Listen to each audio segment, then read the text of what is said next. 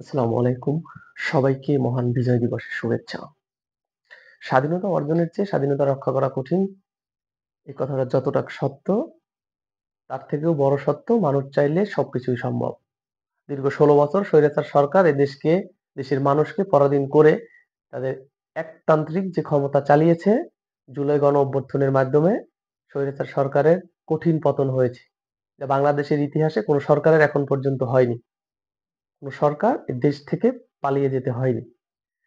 তো যাই হোক, এই বিজয় দিবসে আমাদের একটাই লক্ষ্য থাকবে, দেশ আমার, দেশের জনগণ, দেশের সরকার সবকিছুই আমার এবং আমাকেই রক্ষা করতে হবে।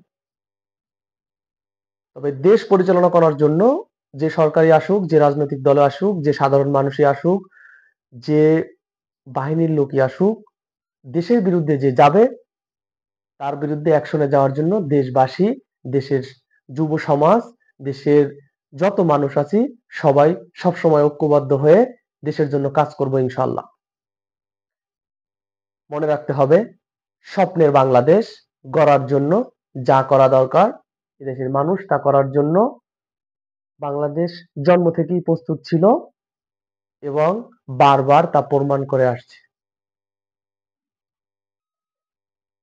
আপনার দেশ, আমার দেশ, সবাই মিলে গড়ব স্বপ্নের বাংলাদেশ। সবাইকে আবারও মহান বিজয় দিবসের শুভেচ্ছা। আসসালামু আলাইকুম।